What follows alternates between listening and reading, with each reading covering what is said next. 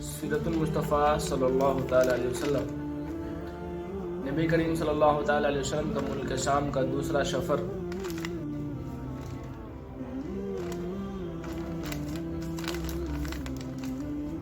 ملک شام کا دوسرا سفر. جب آپ کی عمر تقریباً 25 سال کی ہوئی تو آپ کی امانت و صداقت کا چرچا دور دور تک پہنچ چکا تھا. حضرت خدیجہ رضی اللہ تعالیٰ عنہ مکہ کی ایک بہت ہی مالدار عورت تھی. ان کے شوہر کا انتقال ہو چکا تھا. ان کو ضرورت تھی کہ کوئی امانت دار آدمی مل جائے تو اس کے ساتھ اپنی تجارت کا مال و سامان ملک شام بھیجے. چنانچہ ان کی نظر انتخاب نے اس کام کے لیے حضور اقدس صلی اللہ تعالیٰ علیہ وسلم کو منتخب کیا اور کہلا بھیجا کہ آپ میرا مال تجارت لے کر ملک شام جائے. جو معاوضہ میں دوسروں کو دیتی ہوں آپ کی امانت و دیانتداری کی بنا پر میں آپ کو 2 گنا دوں گی. حضور اقدس صلی اللہ تعالیٰ علیہ وسلم نے ان کی درخواست کو منظور فرما لی اور تجارت کا مال و سامان لے کر ملک شام کو روانہ ہو گئے. اس سفر میں حضرت خدیجہ رضی اللہ تعالیٰ عنہ نے اپنے متمعید غلام میسرہ کو بھی آپ کے ساتھ روانہ کر دیا کہ وہ آپ کی خدمت کرتا رہے. جب آپ ملک شام کے مشہور شہر بصرہ کے بازار میں پہنچے تو وہاں نستورہ راہب کی خانقاہ کے قریب ٹھہرے. نستورہ میسرہ کو بہت پہلے سے پہچانتا تھا. حضور اقدس صلی اللہ تعالیٰ علیہ وسلم کو صورت دیکھتے ہی نستورہ میسرہ کے پاس گیا اور دریافت کیا کہ اے میسرہ یہ کون شخص ہے جو اس درخت کے نیچے اتر پڑے.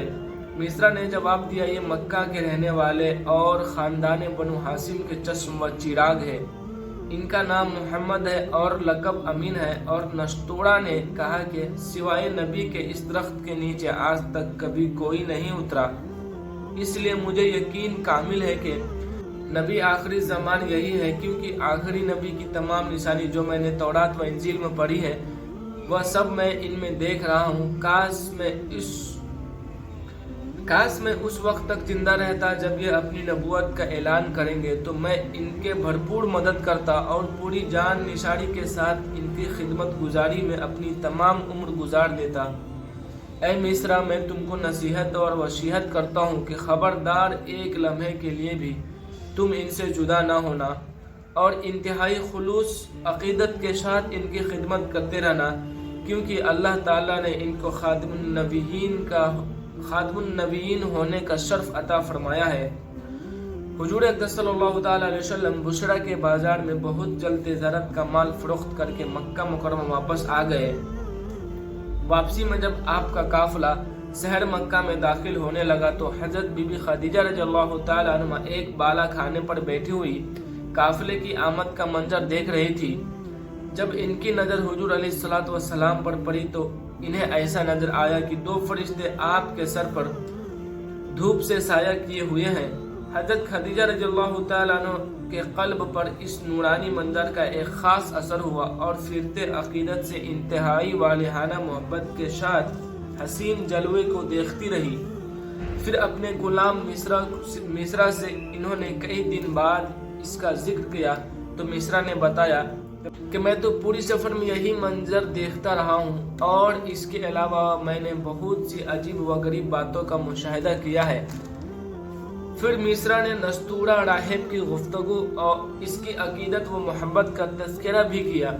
یہ سن کر حضرت خدیجہ بی بی رضی اللہ تعالیٰ عنہ کو آپ سے بے پناہ قلبی تعلق اور بے حد عقیدت و محبت ہو گئی اور یہاں تک کہ ان کا دل جھک گیا. انہیں آپ سے نکاح کا رغبت ہو گئی. حضرت بی بی خدیجہ رضی اللہ تعالیٰ عنہ مال دولت کے ساتھ انتہائی شریف اور عفت مآب خاتون تھی. اہل مکہ ان کی پاک دامنی اور پادشاہی کی وجہ سے ان کو طاہرہ پاک باز کہا کرتے تھے. ان کی عمر 40 سال کی ہو چکی تھی. پہلے ان کا نکاح ابو حالہ بن زرہ تمیمی سے ہوا تھا اور ان سے 2 لڑکے ہند بن ابو حالہ اور حالہ بن ابو حالہ پیدا ہو چکے تھے. پھر ابو حالہ کے انتقال کے بعد حضرت خدیجہ رضی اللہ تعالیٰ عنہ نے دوسرا نکاح عتیق بن عابد مخزومی سے کیا. ان سے بھی 2 اولاد ہوئی. ایک لڑکا عبداللہ بن عتیق اور ایک لڑکی ہند بن عتیق. حضرت خدیجہ رضی اللہ تعالیٰ عنہ کے دوسرے شوہر عتیق کا بھی انتقال ہو چکا تھا. بڑے بڑے سرداران قریش ان کے ساتھ عقدہ نکاح کے خواہش مند تھے، لیکن انہوں نے سب پیغاموں کو ٹھکرا دیا۔